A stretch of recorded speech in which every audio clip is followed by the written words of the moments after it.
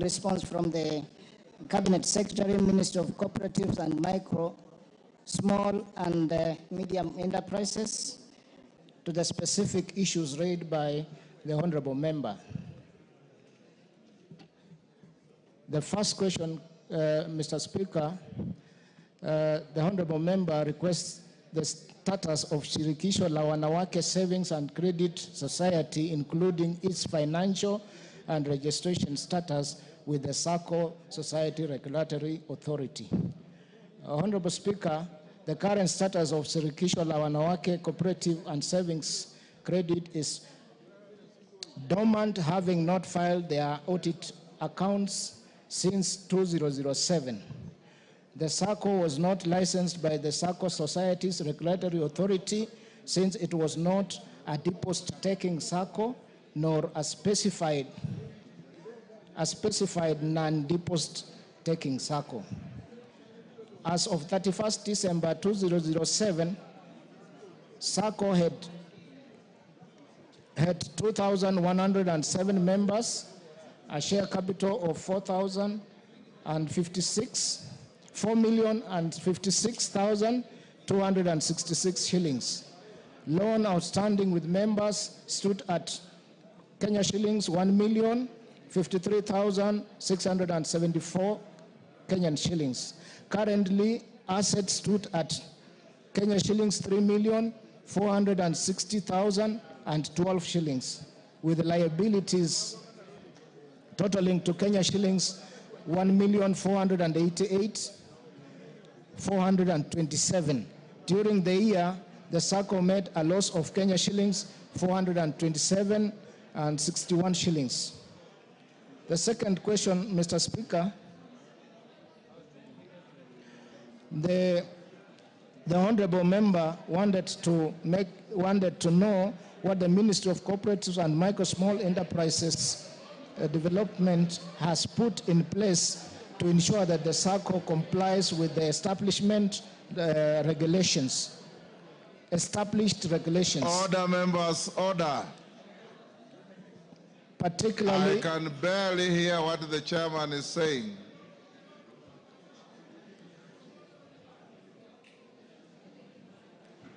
Order, members. Those on your feet, take your seats. Go on, Chairman. Particularly in financial reporting and holding of regular meetings.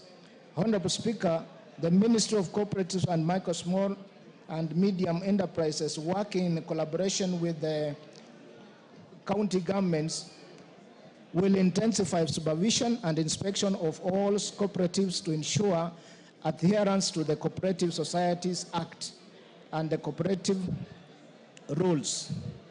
The third question, also the Honorable Speaker, the member wanted to know what the ministry is doing to enhance oversight of cooperative societies in the country to protect the members' savings. Honorable Speaker, the Minister of Cooperatives and Micro Small Enterprises is undertaking the following measures to ensure all SACCOs protection of members' funds.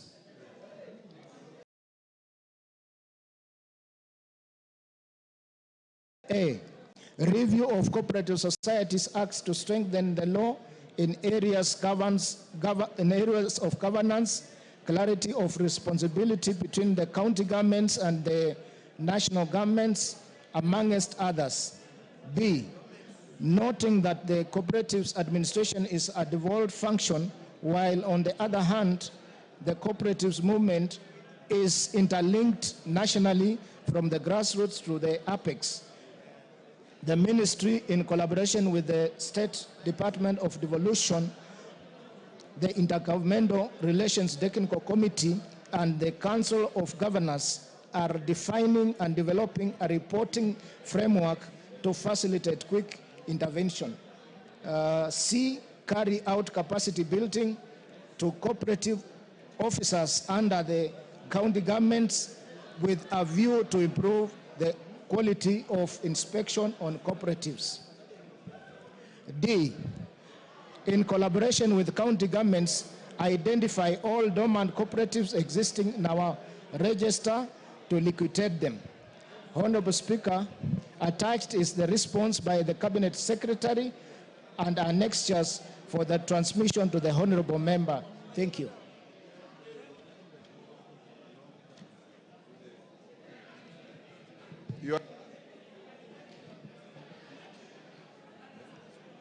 Gitari.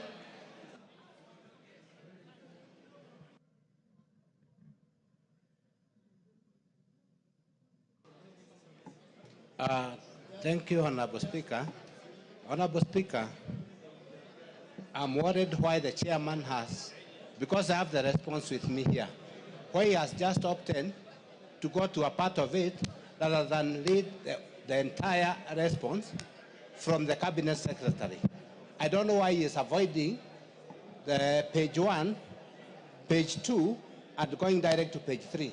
Mr. Speaker, in this same House, you have, whenever we do a statement, if anybody tries to divert from any point, you have ruled that we should read the statement as it is. Why is the chairman avoiding to go to the statement as the response as it is, and choosing on the pages that he is doing? Mr. Speaker, number 2, the chair alludes, or the Cabinet Secretary alludes that this Shirikisho cooperative was not being manned by SASLA. What recourse do they have as members who lost money in this circle if they are not regulated by SASLA? He also has said that the same cooperative members made a loss of 247,000. What is the recourse for these members? Why is he avoiding to read the response as it is, Mr. Speaker? Shinali, are you avoiding to read some sections of your response? No, Honorable Speaker, in my closing statement, I said I'm transmitting the whole copy to the member, Honorable Speaker.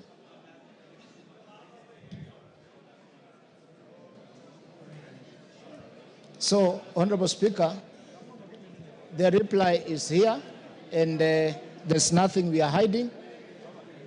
If he wants me to go through each and every page, Honorable Speaker, with the intelligence, I'm available to do that. Yes, Gitari. Mr. Speaker, in this same House, we've had statements. All the members, I can barely hear what the Honorable Member for Kirinyaga Central is saying. Order. Go on.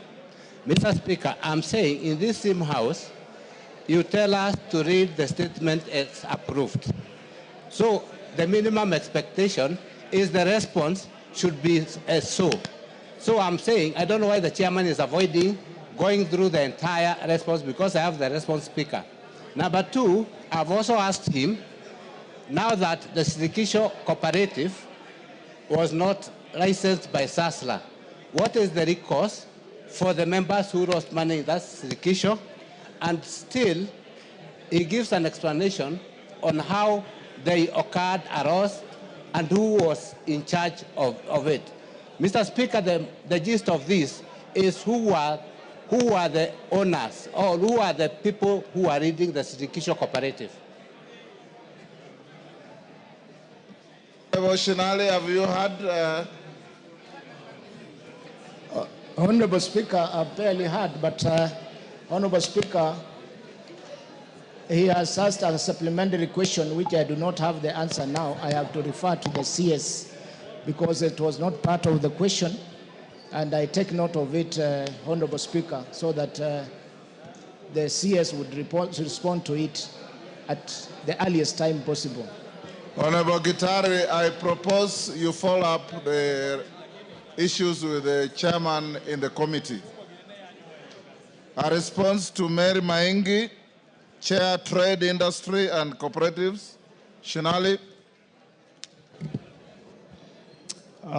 Honorable Speaker, thank you for this opportunity to respond to the request for a statement by Honorable Mary Maingi, MP, on the above subject matter.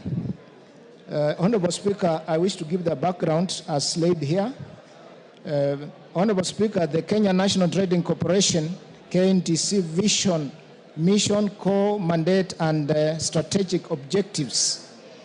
The KNTC vision, mission, core mandate, and strategic objectives are as follows. Vision, to be a leading agent for change and socio-economic transformation of Kenya. Mission, to provide customers with the region, within the region, with the quality products and service through an efficient distribution network, partnerships, and innovation. Core mandate. The mandate of KNTC entails the following. 1. Promotion of wholesale, stock retail, business, and e-trade in line with the Vision 2030, the medium-term plan, and parent ministry's strategic plan. 2, improve and strengthen supply chain and distribution system for both formal and informal sectors. 3, to become the procurement agent for strategic bulk commodities for the government and general public at reasonable commercial prices.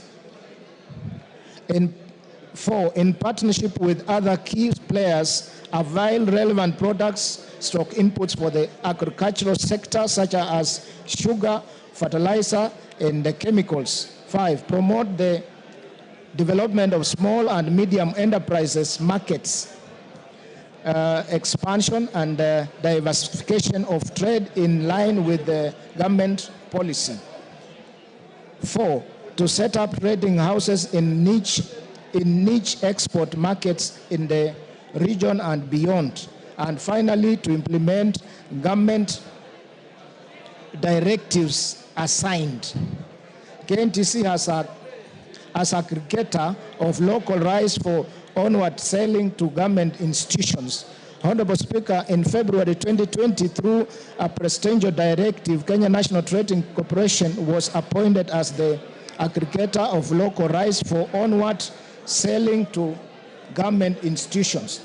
To address rise in the cost of living, Cabinet approved a framework to position the Kenya National Trading Corporation as the anchor of state initiatives to create a price stabilization for essential household food items. As such, KNTC, as a trading company, will supplement other state initiatives by creating strategic reserves for stable and essential food items, vital farm inputs, including fertilizer and any other goods necessary for ensuring stability in prices of core goods consumed by Kenyans. It was noted that KNTC will leverage on its infrastructure and capacity to help stabilize prices of all essential items in instances where prices swing of essential items are abnormal and against the public interest. Honorable Speaker, to realize the mandate, KNTC will continue to partner with the National Cereals and Produce Board and local and regional financial intermediaries specializing in trade and commodity financing. The strategic objectives are as follows: to position KNTC as the main supplier of bulk commodities in the country, to expand presence and the distribution network in the domestic market, including countries, and establish a presence internationally, to be an efficient and effective organization able to execute its mandate, to enhance ICT for better service delivery, to enhance effectiveness and efficiency in resource mobilization and utilization, and finally, to promote ethics, national values, and good corporate governance. specific members, statements as order. required by Honorable Mary Maingi, MP, Mwea constituency. Honorable Speaker, I wish to submit the following response from the Cabinet Secretary, Ministry of Industry, Trade and Investment Promotion, to the specific issues raised by the Honorable Member. The Honorable Speaker, the member wanted to know the total quantity of rice that the government intends to import as part of the measures to supplement domestic production and bridge the deficit in the local demand. Order, members, order. Order, members. Go on, Shinali. Honorable Speaker, this being the policy matter, KNDC importation will be informed and guided by the government based on the actual and projected production quantities, which may be provided by the relevant MDS, such as the ministry responsible for agriculture, that is crop production, and the Agriculture and Food Authority, among others. The second question, the Honorable Member wants us to know the total annual production of rice in the last financial year compared to the local annual consumption projection. Response. Honorable Speaker, the annual production of rice may be provided by relevant MDS, such as Ministry responsible for agriculture, that is crop production, and the Agriculture and Food Authority. The third question, the Honorable Member wants to know measures in place to support farmers within the rice growing areas like Mwea to increase rice production for the country, to cut down on over-reliance on imported rice. And Speaker, the response is that the Kenya National Trading Corporation, as a trading company, will supplement other state initiatives by creating strategic reserves for stable and essential food items, vital farm inputs, and including fertilizer. Our fertilizer subsidy program is already in place to reduce the cost of production, and the National Irrigation Authority is supporting farmers on irrigation infrastructure on their farms. The fourth question, the Honorable Member wants to know the steps being taken to cushion rice farmers in the country, likely unfair market competitions and unfair market competition that could raise the saturation of the market by imported rice. Honorable Speaker, government through presidential directive mandated Kenya National Trading Corporation to mop up excess rice from farmers in Mwea and Ahero for onward distribution to government institutions. KNTC is performing the function to date, and with increased production, they have initiated the following. KNTC has requested for enhancement of the rice fund together for the improved production and widen scope to include other rice schemes like Tana Bura. Shinali, that's too long. Can you paraphrase? That's okay. Too long. Can you finish up? I am almost there, Honorable Speaker.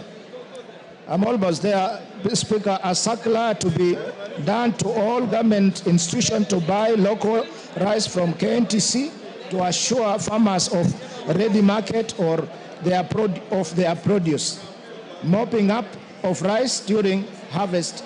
And lastly, government institution to prioritize payment to KNTC to enhance prompt payment to farmers. Honorable Speaker, attached is response by the Cabinet Secretary and annexures for transmission to the Honorable Member. Thank you, Honorable Speaker.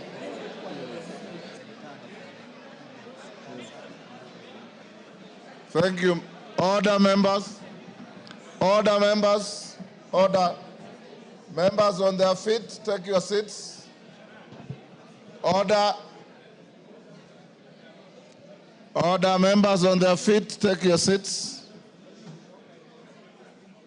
Order. Order, members. Take your seats.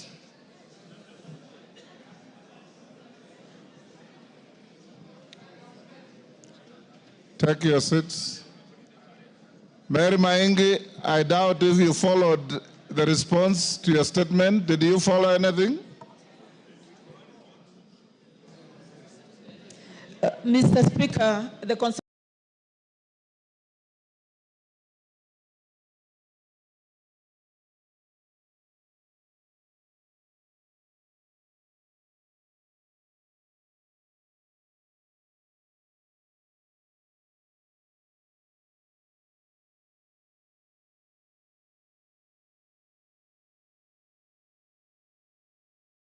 consultations were so loud, I would need to have the statement to read for myself.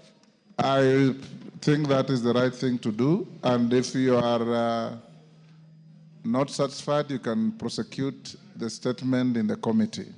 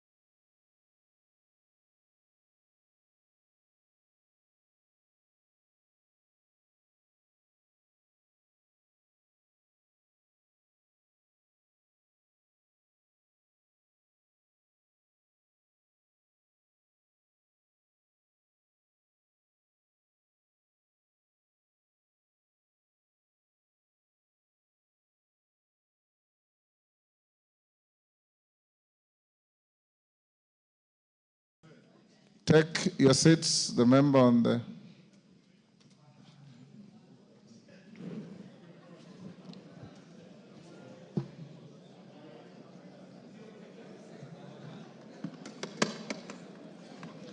Order, honorable members. Honorable members, first, congratulations for turning up in large numbers. When we reach the business at order number 10, we had communicated to you that we'll be voting electronically. So I hope you all have your gadgets ready. But before we get there, allow me to make some communication. The first one is on the referral by His Excellency the President of 2 bills of this House. Honorable members, pursuant to the provisions of Standing Order 42, I wish to report to the House that I've received 2 messages from His Excellency the President regarding the referral of the National Land Commission Amendment Bill 2023 and the Cancer Prevention and Control Amendment number 2 Bill, National Assembly Bill number 45 of 2022 to Parliament for reconsideration. Order. Order. Order. It's good to listen. Honorable members, in the messages, His Excellency the President conveys that pursuant to the provisions of Article 115, 1B of the Constitution, he has considered the National Land Commission Amendment Bill 2023 and referred it back to the National Assembly for reconsideration, expressing reservations on Clause 2 and 3 of the bill. Additionally, His Excellency the President has expressed reservations on Clause 2, 3, and 4 of the Cancer Prevention and Control Amendment number 2 bill, National Assembly Bill number 45 of 2022. His Excellency the President has detailed the reasons for his reservations on the bills and made recommendations thereof for consideration by the National Assembly and Houses of Parliament respectively. His Excellency the President now requests Parliament to reconsider the bills in accordance with the provisions of Article 115 of the Constitution. Honourable members, you may recall that this House passed the National Land Commission Amendment Bill 2023 on 13th March 2025, following which I presented the bill to His Excellency the President for assent in accordance with the provisions of Article 115 of the Constitution. Similarly, the Cancer Prevention and Control Amendment number 2 Bill, National Assembly Bill number 45 of 2022 was passed by the Houses of Parliament on 15th April 2024 and thereafter submitted to His Excellency the President for assent in accordance with provisions of Article 112(2)(a) of the Constitution. The House is required, honourable members, to consider the President's reservations to the specified clauses in respect of each bill. Standing Order 154.2 requires the House to consider the President's reservations within 21 days upon receipt of the memorandum. In this regard, honourable members, with respect to the President's reservations to the National Land Commission Amendment Bill 2025, the message from His Excellency the President, together with the memorandum, are hereby referred to the Departmental Committee on Lands for consideration and reporting. The memorandum to the Cancer Prevention and Control Amendment number 2 Bill, National Assembly Bill number 45 of 2022, together with a message from His Excellency the President, are hereby referred to the Departmental Committee on Health. The committees should prioritize the bills and table their reports to allow this House to consider the President's reservations within the statutory timelines. Upon conclusion of consideration of the President's reservations, the Cancer Prevention and Control Amendment number 2 Bill, National Assembly Bill number 45 of 2022, I'll transmit the decision of the National Assembly to the Senate for consideration. Honourable members, it's important to guide the House that the consideration of the President's reservations to the bills by the respective committees and the House will be undertaken in accordance with the provisions of Article 115 of the Constitution. Further, the guidance contained in the Speaker's communication of 28 July 2015 relating to the consideration of the President's reservation to a bill and amendments thereto will apply as shall be necessary. Honourable members, I now direct the Clerk to circulate the memorandum of His Excellency the President on the 2 bills to all members. The House is accordingly guided. Members at the bar, take your seats. Have another? Yes, Olwach. Honourable Speaker, I wish to draw your attention, Honourable Speaker, to a stranger who is sitting in the House. Order, members. Order. Who is the stranger? Honourable Speaker, you have severally issued rulings about the manner in which people must dress themselves. Those rules form part of the tradition of this House. If I look at the Speaker's panel, including yourself, you are dressed in a collar. Is it in order that the member for Embakasi East walks and sits into a house dressed as if he were the Speaker, save for your gown? Honourable Speaker, we do need guidance as to whether this forms part of the proper dressing code of this House. Honourable Speaker, this honourable member may have been admitted the other day, but that dressing code may cause confusion. I may be forced to go and bring my collar and dress as much, and therefore I ask Honourable Speaker to give guidance as to whether the honourable member for Embakasi East is improperly dressed. I thank you. Order. Order, members. Order. Order. Order, members. Indeed, Honourable Babu Wino, you are improperly dressed. Even your very seniors, the likes of Millie Odhiambo, Senior Otienda Molo, Otieno Kajwang, the Chief Justice in quotes, Gladys Sholay, have never turned up dressed like that. I order you to retreat from the house and dress up and come back.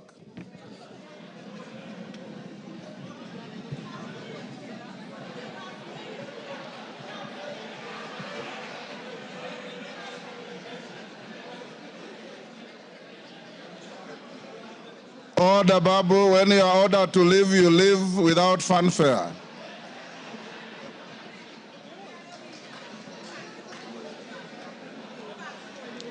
Order, members. Order.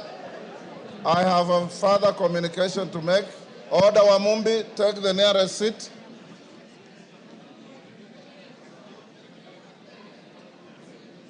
Wanjala, take the nearest seat. Find a seat.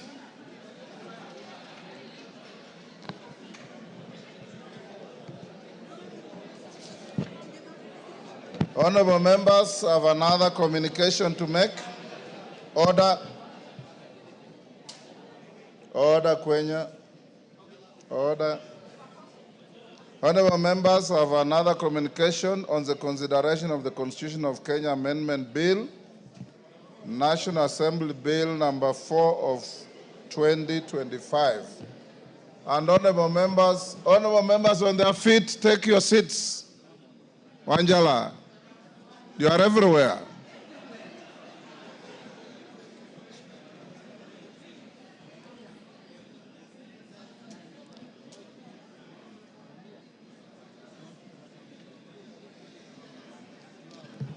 Honorable members, I have been advised by your whips that you have garnered the necessary quorum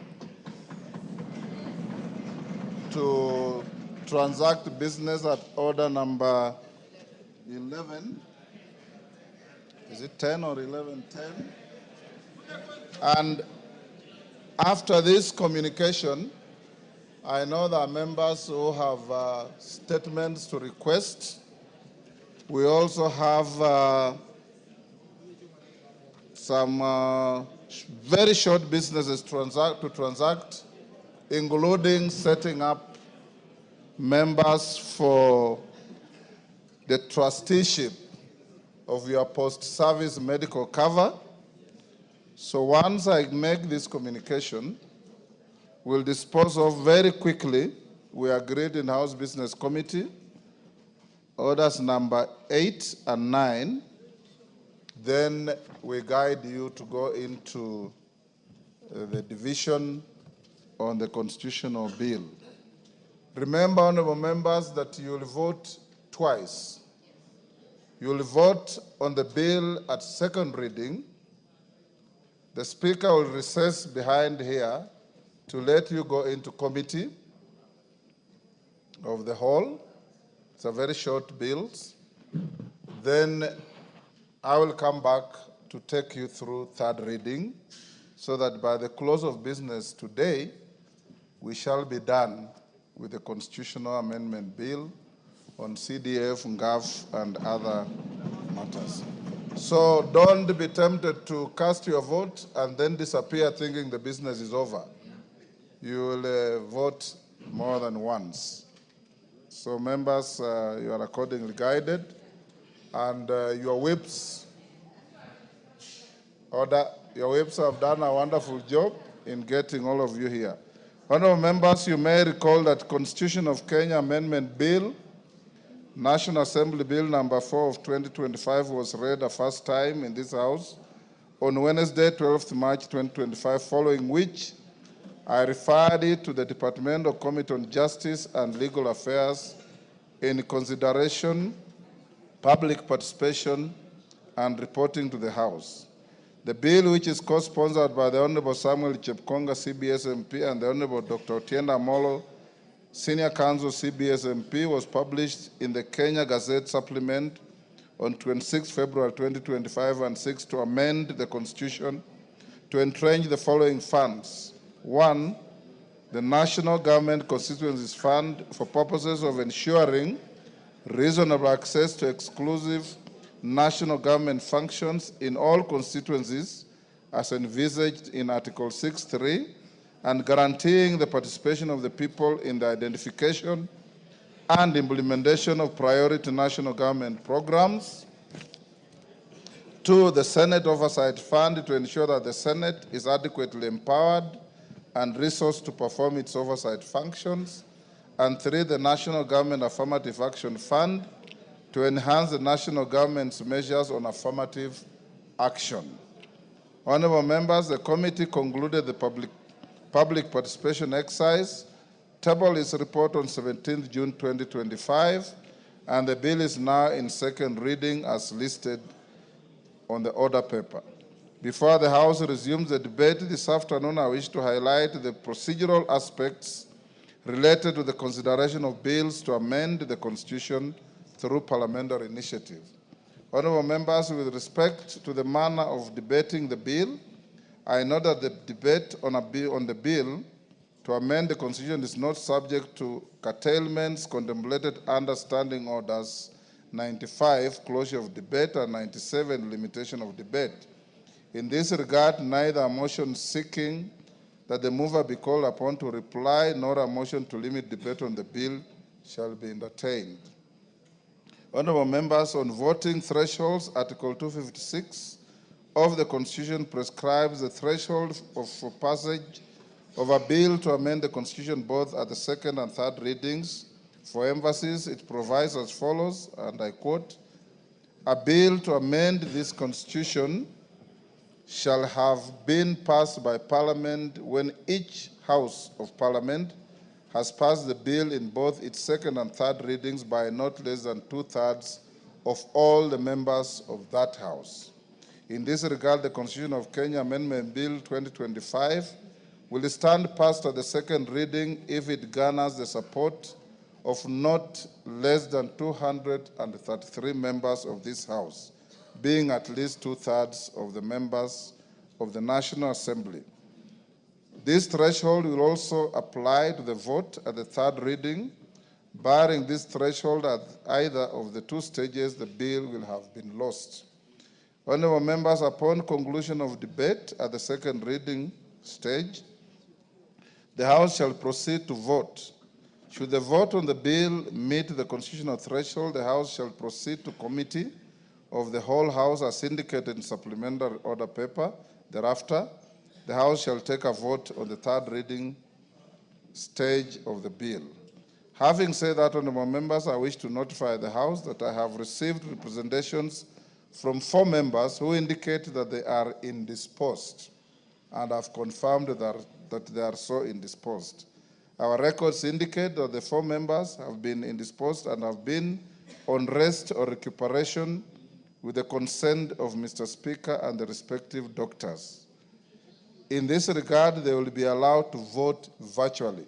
The members are the Honorable Catherine Wambilianga MP, member for Bungoma County, the Honorable Clemens Lawyer MP, member for Sabatia, the Honorable Joseph Samal MP, member for Isiolo North, and the Honorable Abraham Kirwa MP, member for Mosop. Honorable members, Standing Order 62 grants latitude to the Speaker to direct a further vote in the event that any question requiring a fixed majority is carried but fails to meet the 2/3 majority at the first instance. Standing Order 62 provides that, and I quote, "Whenever a bill or a special motion, the passage of which requires a special majority in the Assembly fails," order members. If you sit close to the Speaker's table, you are obligated to observe the rules even more. And I quote again, if you want to discuss in Nyandarua, there are rooms behind here.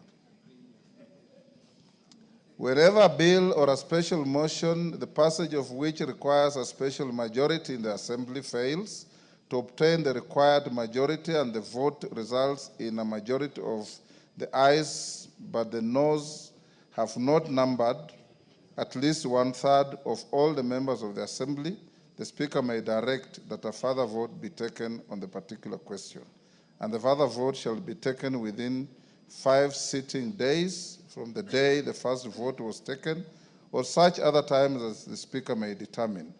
If the Speaker does not so direct any further vote, or if on such further vote the fixed majority is not obtained, the Speaker shall declare that the motion is negatived.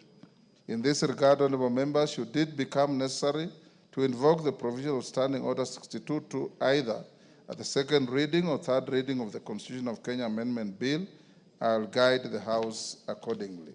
As a matter of fact, a precedent was set in 2016 where the then Speaker directed a further vote on the motion for second reading of the Constitution of Kenya Amendment Number 4 Bill 2015 to be taken on 5th May 2016.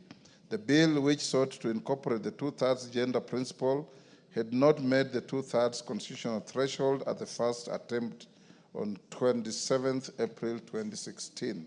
Honorable members, once this House passes the Constitution of Kenya Amendment Bill 2025, I'll refer it to the Senate for consideration. Having said that, honorable members, I wish to clarify to the House and indeed the general public that the procedure for consideration and passage of bills to amend the Constitution as set out in Article 256 does not contemplate amendments to the bill at the Committee of the Whole House stage. So you are accordingly guided. And honorable members, when we reach that order, I believe you are all contributed sufficient to the matter, and the Speaker will call the mover to reply. Then we immediately go into a division for voting. In the meantime, before we go to order number 8, allow me to acknowledge in the Speaker's gallery, China ZTT Group from Langata, Nairobi. I don't know if it's a school or just a group. Is it a school? When I mention your institution, you stand up. Kambui Girls High School from Githunguri, Kiambu. In the public gallery, we have Cheres Secondary School from Kipkelion, Kericho, and DB Karembuni Primary from Chuka, Igambangombe, Tharaka Nithi. On my behalf and on behalf of the House, we welcome you to Parliament. Yes, member for Chuka, Igambangombe, you requested to welcome your school. Do it in under a minute.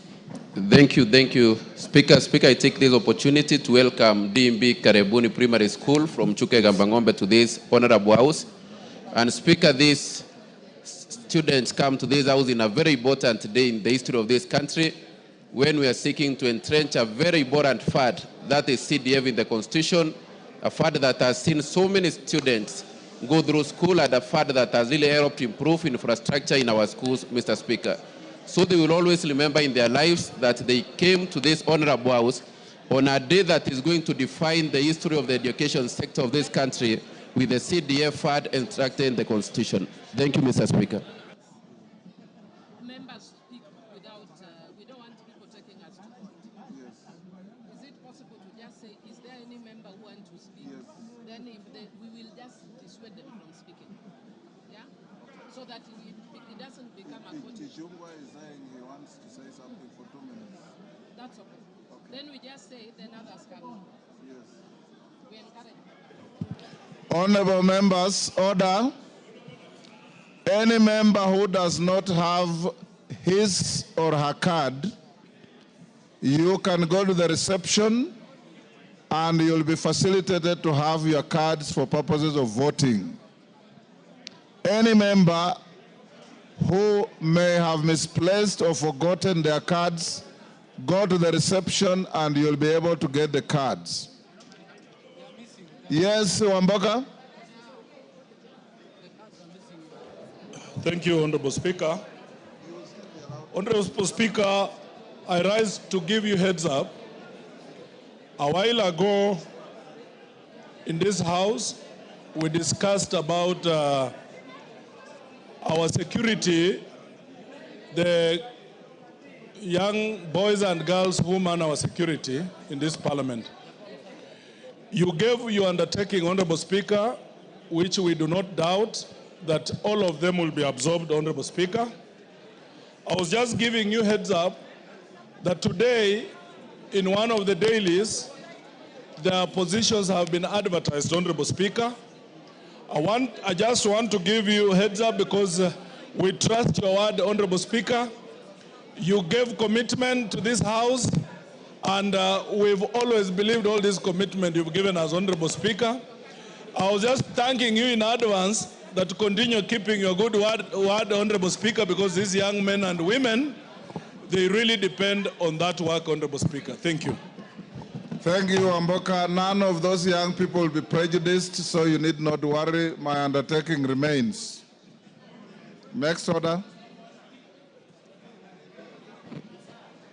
Order number 8, motion, ratification of the agreement establishing the European Bank for Reconstruction and Development. Who is moving? Kimani? Thank you, Madam Speaker. Hold on, Kimani. Yes, Shinali, what is the point of order? Honorable Speaker, I'm sitting next to the Honorable Member for Homa Bay. But today he has a gadget on the table. I'm not sure whether we are safe, Honorable Speaker. I want him to disclose what is inside, Honorable Speaker. Oh, the Honorable Kaluma, to me that looks like a lady's handbag. Honorable, no. Honorable Speaker, this looks like the handbag for Honorable Ngeleche, who was sitting here before. In our culture, we don't touch ladies' bags, so could Honorable Ngeleche come for her bag? Ngeleche, is that your bag? Order, is that your bag? Yes, Mr. Speaker. That the is my bag. guidance is that while our lady members are allowed to come in with their bags, we are not supposed to party with them. Mr. Speaker, I think I misplaced my bag and I don't know where Mr. Kaluma found it. I'm just realizing it right now, Mr. Speaker. Go and reclaim it. Go and reclaim it. Okay, Kimani? Yes, Millie? Order. Thank you, Mr. Speaker. Yes, Millie? Mr. Speaker. Come back later. Mr. Speaker, I would have actually waded into that discussion, but today I wish to be a good girl, so I'm not going to wade into that discussion for another reason. Mr. Speaker, I stand under Standing Order 95.3 to alert members that because this is a constitutional bill, you are allowed to debate until every member has spoken. I hope you understand me. So members, it's up to you. You have a choice to speak. That is, I just wanted you to know. So if you want to vote, excuse me, if you want to vote, I just wanted to bring to your attention. Thank you. Order. Thank you, Kimani. Order, members. Order, members. Ngeleche, take your seat or freeze where you are. Order, members. Order. Order, member for Thika. Freeze if you have no seat. Freeze where you are. Order. Order, members. Let's, members, pay attention. We dispose of orders 8 and 9, and 8 and 9, then we go to the business that you have all turned up in large numbers for. Kimani? So, Honorable Speaker, I know I'm standing between a very important matter in this House, so I'll take under 2 minutes. So I beg to move that this House adopts the report by the Departmental Committee on Finance and National Planning on the ratification of an agreement for establishment of the European Bank of Reconstruction and Development, laid on the report of the House on Tuesday, the 24th of June, 2025. And I've just 3 points to make, Honorable Speaker. The Republic of Kenya, in a bid to access financing that is not expensive is looking to establishment of banks and become a shareholder and a member of those banks. If you remember, before the end of last session, Honorable Speaker, we did ratify in this House the establishment of Africa Trade Corporation, where Kenya became a member and a shareholder. Now, Kenya has identified another very important stakeholder bank called the European Bank for Reconstruction and Development. So I beg to move, Honorable Speaker, as per the order paper,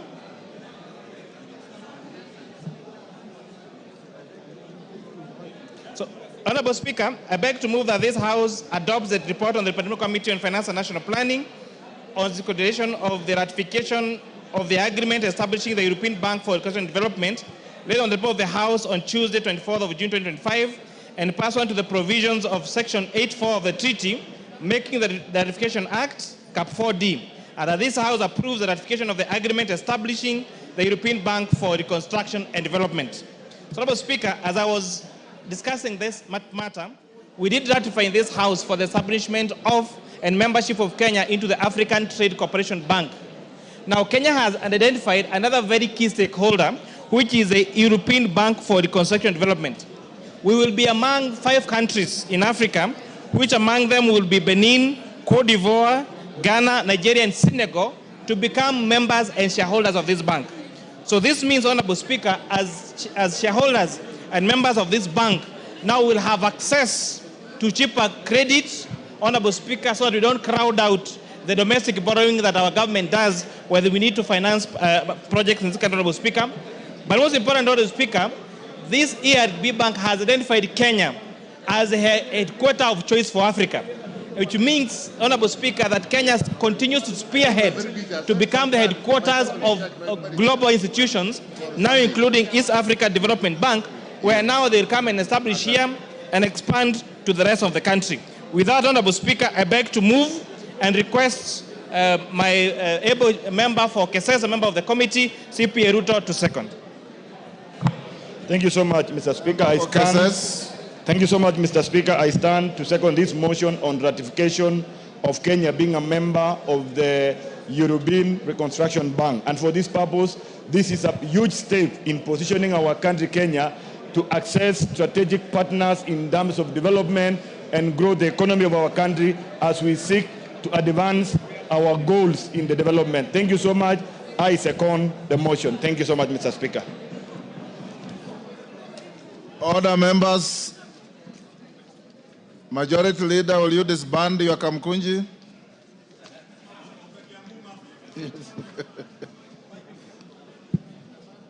Order, members on their feet, take your seats.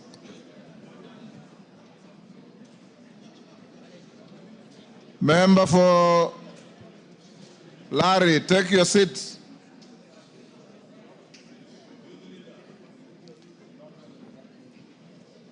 Honorable members, I now propose the question at order number 8, which is that this House adopts the report of the Departmental Committee on Finance and National Planning on its consideration of the ratification of the agreement establishing the European Bank for Reconstruction and Development, laid on the table of the House on Tuesday, 24th June 2025, and pursuant to the provisions of Section 8.4 of the Treaty Making and Ratification Act, Cap 4D, approves the ratification of the agreement establishing the European Bank for Reconstruction and Development.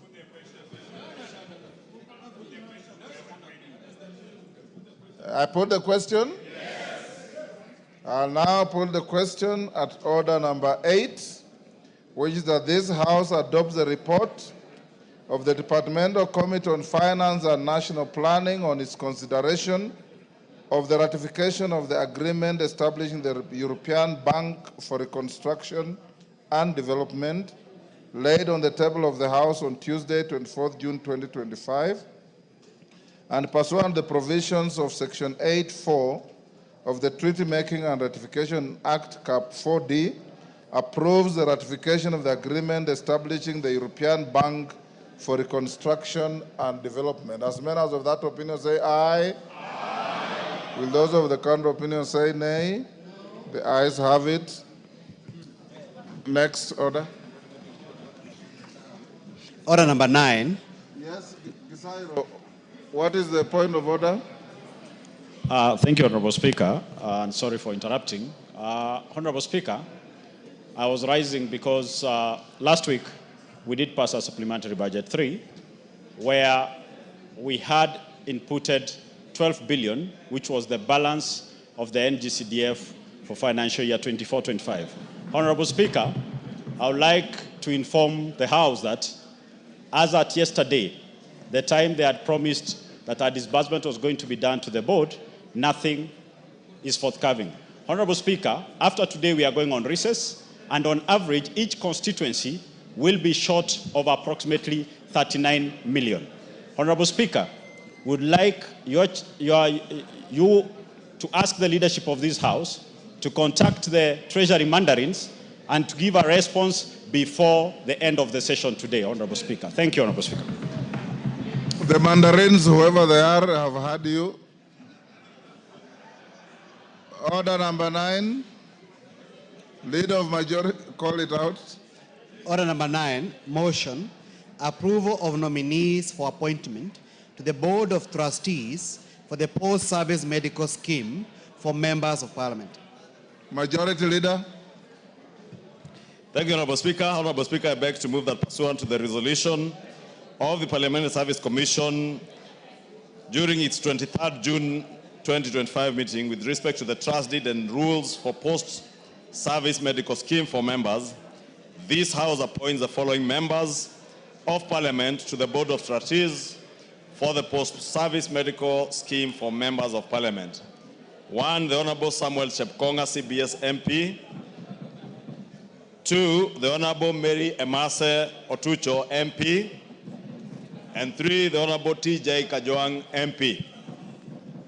Honorable Speaker, as I've said and as was approved in the House Business Committee this morning, these trustees that we appoint today are to represent us in the post-service medical scheme, Honorable Speaker. And just for information, Honorable Speaker, I am informed that a total of 302 members of Parliament, including 47 senators, have already registered for this post-service medical scheme, and to ask those of us who are here to register to please do so, because the approval of these trustees will now actualize the actual implementation of what we agreed on this scheme, and to be able to have monies that we will contribute from the end of this month.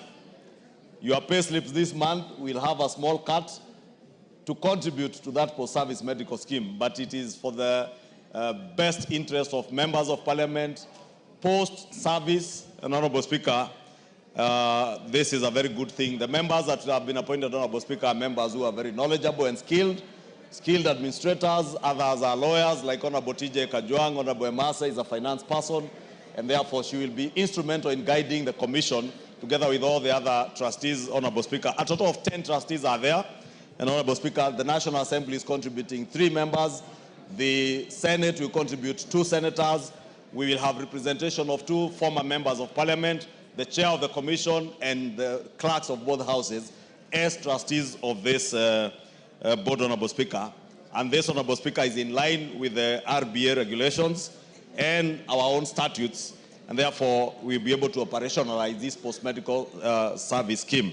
With that, Honorable Speaker, I beg to move and request the Leader of Minority, the Honorable Junet Mohammed, to second. Mr. Speaker, I second. Honorable members, I'll propose the question, which is that pursuant to the resolutions of the Parliamentary Service Commission of 23rd June 2025 with respect to the trust deed and rules for the post-service medical scheme for members of Parliament, this House appoints the following members of Parliament to the Board of Trustees for the post-service medical scheme for members of Parliament. The Honorable Samuel Chepkonga, CBS MP, the Honorable Mary Emase Otucho MP, and the Honorable TJ Kajwang MP. Do I put the question? Yes. Honorable members, as I put the question, I want to advise you. Those of Order, member for Kisumu Town East. You're out of order to be talking on phone while in the House. Please don't. You're a senior. Honorable members, those of you who have not registered, please do. Order. You cannot be on your feet when the speaker is on his feet.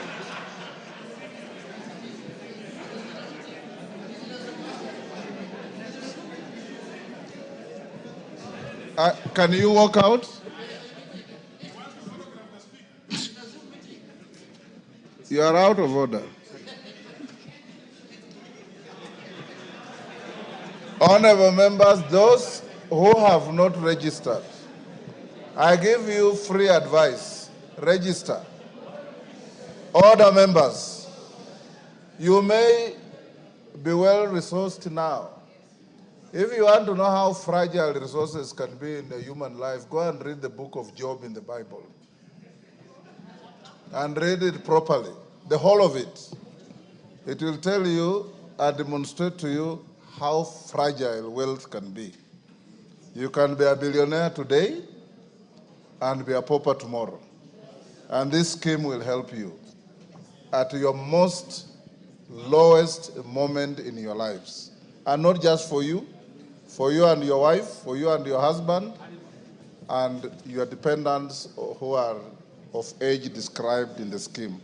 Honorable members, I now put the question at order number 9, which is that pursuant to the resolution of the Parliamentary Service Commission of 23rd June 2025 with respect to the trust deed and rules of the post-service medical scheme for members of Parliament, this House appoints the following members of Parliament to the Board of Trustees for the post-service medical scheme for members of Parliament. Number 1, the Honorable Samuel Chepkonga, CBS MP. Number 2, the Honorable Mary Emase Otucho MP. Number 3, the Honorable TJ Kajwang MP.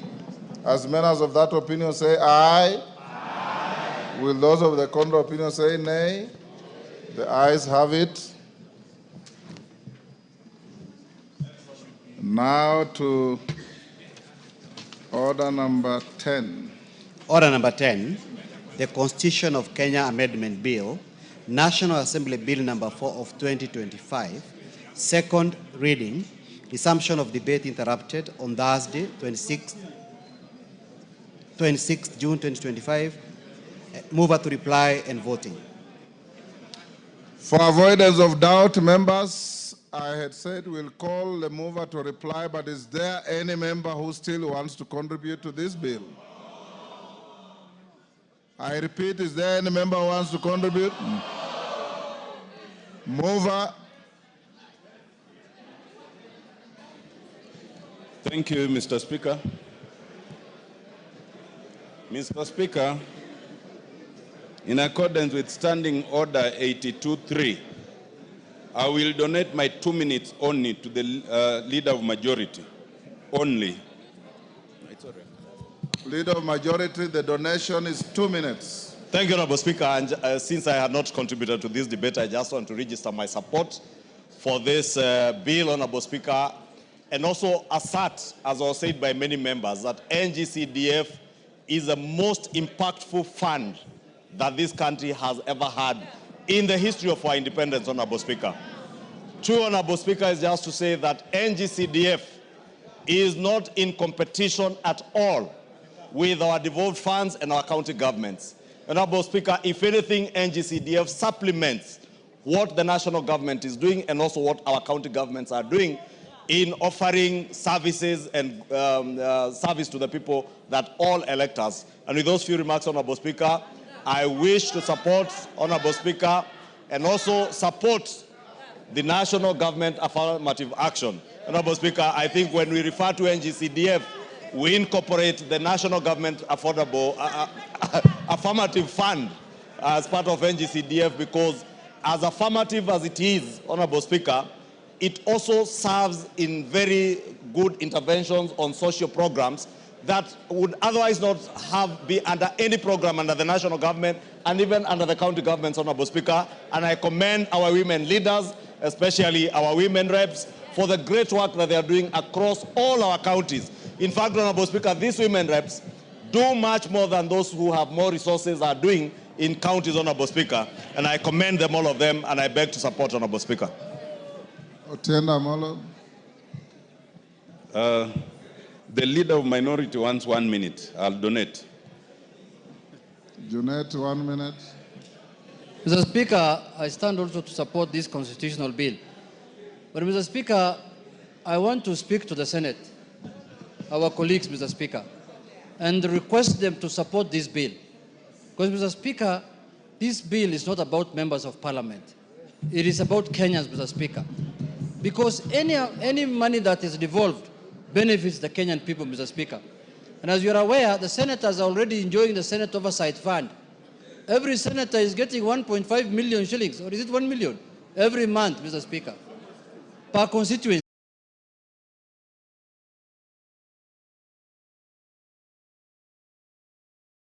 Up with these kinds of funds. And anyone who is opposing really wants to take us back to that period. Mr. Speaker, it is also very important to understand that we sought to constitutionalize these funds, not because it was absolutely necessary, but because we are tired of unnecessary litigation. It is also important to understand that we chose to go the parliamentary route, not